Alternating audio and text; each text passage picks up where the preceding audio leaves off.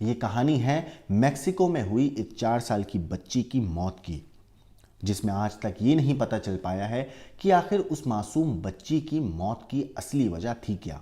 इस मामले में पुलिस से लेकर डॉक्टर्स तक सबकी कार्रवाई पर सवाल उठे। यहाँ तक कि जो माँ बाप थे उनके ऊपर भी शक की सुई हुई। लेकिन आज तक ये नहीं पता चल पाया कि उस मासूम 4 साल की बच्ची की मौत की असली वजह थी क्या, और आज तक ये केस अनसुलझा है। नमस्कार, मेरा नाम है मोहम्मद आसिम और आप देख रहे हैं क्राइम तक। वो साल था 2005, तारीख थी 20 जुलाई, दिन था शुक्रवार का। मेक्सिको सिटी में मॉरिशिया गेबारो और लिसेट फरा नाम के कपल की यहाँ एक लड़की जन्म लेती है, जिसका नाम रखा जाता है पॉलेट फरा। पॉलेट फरा बदकिस्मती से पैदाइशी शारीरिक रूप से थोड़ी अनफिट थी। उसको दिक्कत थी बातचीत करने में, वो सही से बोल नहीं पाती थी। इसकी एक और बहन थी जो इससे करीब 3 साल बड़ी थी, जिसका नाम था लिसेट जूनियर। खैर, वक्त बीता, दिन बीते और ये चारों लोग एक अच्छे और हंसी खुशी परिवार की तरह साथ जिंदगी बिता रहे थे। मगर फिर तारीख आती है 21 मार्च 2010, रविवार का दिन। दोनों बच्चियां अपने पिता के साथ एक ट्रिप पर निकलती हैं, जबकि जो उनकी माँ थी वो अपनी एक दोस्त अमांडा के साथ किसी और ट्रिप पर गई। रात 9 बजे तक पूरा परिवार घर वापस भी लौट आया। साथ में मिलकर चारों लोगों ने डिनर भी किया। उसके बाद ये सब लोग अपने अपने कमरे में सोने के लिए चले जाते हैं। आगे की कहानी आपको बताऊं उससे पहले मैं आपको ये चीज़ बता दूं, जो बच्चियों के पिता थे मॉरिशियो गेबारा और लिसेट फरा, ये दोनों नौकरी पेशा थी। जो इनकी माँ थी लिसेट फरा, वो नौकरी पेशा थी, और मॉरिशियो गेबारो जो थे वो मेक्सिको के काफ़ी जाने माने बिजनेसमैन थे। खैर, इसलिए दोनों बच्चियों की देखभाल के लिए माँ बाप ने 2 नैनियाँ रख रखी थी, जो दिन भर बच्चियों के साथ रहती थी और रात में अपने अपने घर लौट जाया करती थी। फिर आप कहानी पर लौटते हैं और अब मैं आपको बताता हूँ 22 मार्च 2010, इनके ट्रिप के अगले दिन की कहानी। 22 मार्च 2010 को सोमवार का दिन था। बच्चियों की नैनी जो थी देखभाल करने वाली, वो सुबह होते ही घर पर वापस आती हैं। मगर जब वो दरवाज़ा घर का दरवाज़ा, कमरे का दरवाज़ा खोलती हैं, पॉलेट के कमरे का दरवाज़ा, उसकी नैनी जब दरवाज़ा खोलती है तो वो देखती है कि पॉलेट कमरे में नहीं है। उसने घर में हर जगह पॉलेट को ढूंढा, लेकिन वो कहीं नहीं मिली। एरिका ने भी, जो उसकी नैनी थी उसका नाम था एरिका, जो नैनी थी वो बाद में दूसरी नैनी को उसने बताया कि ऐसे ऐसे पॉलेट मिल नहीं रही है। दोनों ने मिलकर फिर बाहर पॉलेट को ढूंढना शुरू किया, लेकिन पॉलेट उन्हें कहीं भी नहीं मिली। जिसके बाद उन्होंने उनके पिता और माँ को फ़ोन करके पूरी बात बताई। माँ बाप फ़ौरन अपना काम छोड़कर घर वापस आए और उन्होंने पुलिस को इस बात की सूचना दी कि उनकी बेटी ऐसे मिल नहीं रही है। सूचना मिलते ही पुलिस मौके पर पहुंची, क्योंकि जो पिता थे वो एक तो बिजनेसमैन और जाने माने बिजनेसमैन थे। पुलिस फ़ौरन मौके पे पहुंचती है। उन्होंने 5 बार उस अपार्टमेंट को अच्छी तरह से जांचा, लेकिन उन्हें भी पॉलेट कहीं नहीं मिली। असल में ये कपल जहाँ रहते थे, उस अपार्टमेंट, उसकी बिल्डिंग जो थी वो काफ़ी ऊंची थी और उनका जो अपार्टमेंट था वो काफ़ी ऊपर था।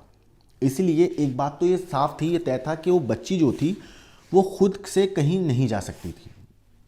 इसलिए पुलिस ने बिल्डिंग को काफ़ी बार चेक किया, उस अपार्टमेंट्स को एक एक अपार्टमेंट को अच्छे से खंगाला, लेकिन फिर भी पॉलेट उन्हें कहीं नहीं मिलती है।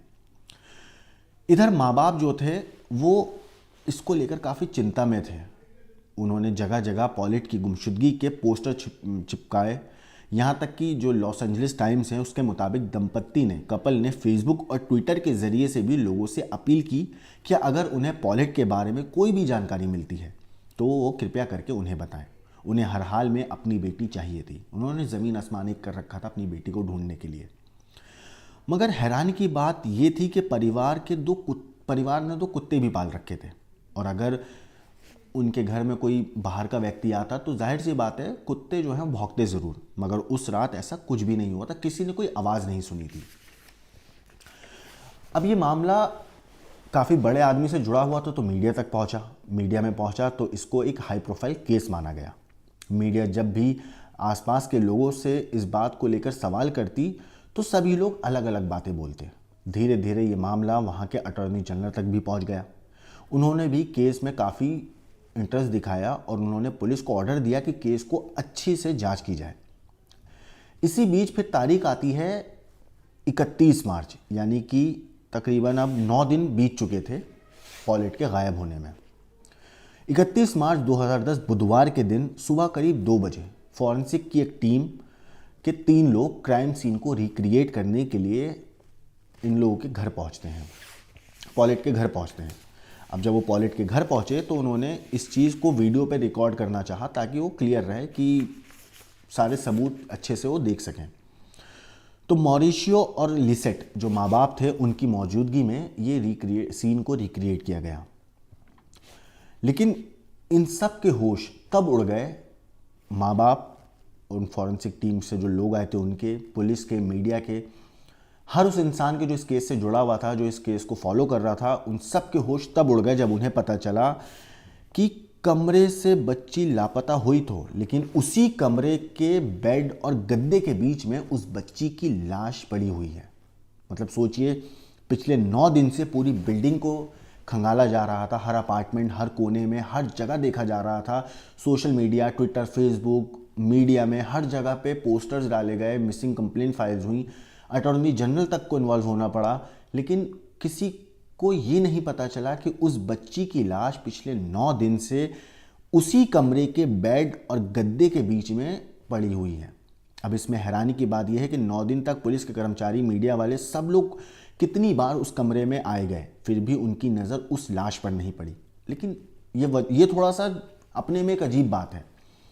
हालांकि 9 दिन बीत चुके थे तो जाहिर सी बात है लाश में से बदबू भी आने लगी होगी, लेकिन किसी को उस बदबू तक का एहसास नहीं हुआ। ये कैसे मुमकिन है, आप खुद सोचिए। अब परिवार वाले और दोनों, जब इस पूरे मामले पर जब लाश मिल गई बच्ची की, तो परिवार वालों से और जो दोनों नैनियां थीं उनसे पूछताछ की गई। तो यहाँ पर वो लोग उल्टा पुलिस से सवाल पूछने लगे कि आप लोग भी तो इस कमरे में कई बार आए थे, आपको लाश क्यों नहीं दिखी? आपने तो छानबीन भी अच्छे से करी थी। सभी लोग इस बात से बिल्कुल हैरान थे कि बच्ची का शव यहाँ पिछले 9 दिन से पड़ा हुआ है और किसी को इसकी भनक तक नहीं लगी। मामला मीडिया में काफ़ी उछला। यहाँ बच्चियों का बाद में जब बच्ची का पोस्टमार्टम कराया गया तो वहाँ भी डॉक्टरों की लापरवाही देखने को मिली। पहले डॉक्टर्स ने, जब पोस्टमार्टम हुआ तो डॉक्टर्स ने पहले बोला कि बच्ची की जो मौत है वो 21 को गायब हुई थी, लेकिन उन्होंने पोस्टमार्टम में बोला कि बच्ची की जो मौत हुई है वो 28 मार्च को हुई है 2010 में। फिर अचानक से उन्होंने रिपोर्ट ही बदल डाली। उन्होंने कहा कि बच्ची की मौत 21 से 26 मार्च 2010 के बीच हुई है, ना कि 28 को हुई है।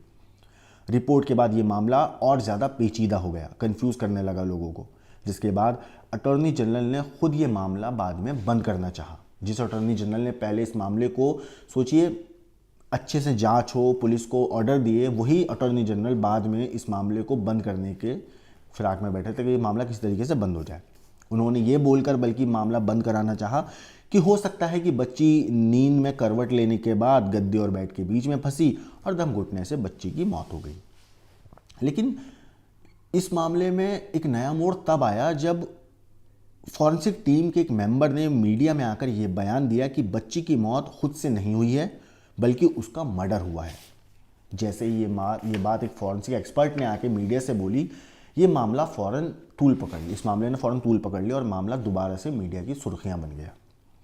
इस बीच उसके माता पिता पर भी पुलिस को शक हुआ, क्योंकि वो लोग हर बार अलग अलग बयान दे रहे थे। खासकर मीडिया के सामने वो ऐसा लग रहा था जैसे अटेंशन पाने के लिए ना, वो सिंपैथी गेन करने के लिए, अटेंशन पाने के लिए मीडिया के सामने बयान दे रहे हैं। यहाँ तक कि बच्ची की माँ ने तो ये तक की बात बोल दी थी कि हमारी एक बेटी मर गई तो क्या, वो उसकी हमारी दुनिया थी वो, लेकिन हमारी एक बेटी और है, हम उसकी अच्छे से परवरिश करेंगे, उसके अच्छे से देखभाल करेंगे। सोचिए, जिस माँ की औलाद मरी हो वो माँ मीडिया के सामने ये बात बोल रही है। पुलिस को माता पिता के बयान से भले ही उन पर शक हो रहा था, लेकिन उनके खिलाफ कोई सबूत नहीं था पुलिस के पास, तो इसीलिए उन्होंने माँ बाप के अगेंस्ट कोई एक्शन नहीं लिया। इस मामले को लगभग अब करीब 13 साल से ज़्यादा का वक्त बीत चुका है, लेकिन आज भी ये केस अनसुलझा है, क्योंकि आखिर तक यही नहीं पता लगाई पुलिस कि बच्ची की मौत की असल वजह क्या थी। जिस कमरे में बच्ची की लाश मिली, 9 दिन तक उस कमरे में माँ बाप, नैनी, पुलिस, अलग अलग लोग, जांच अधिकारी, ना जाने कितने लोग आए और गए, मगर 9 दिन तक उन्होंने बच्ची की लाश नहीं देखी। 9 दिन में तो बच्ची से लाश से बदबू भी आने लगती है, किसी को ना बदबू आई ना किसी ने पहचाना। और 9 दिन के बाद अचानक उस बच्ची की लाश मिलती है, जबकि पुलिस पूरा अपार्टमेंट, पूरी बिल्डिंग, हर बिल्डिंग के आगे के घर को अच्छे से छान लिया था।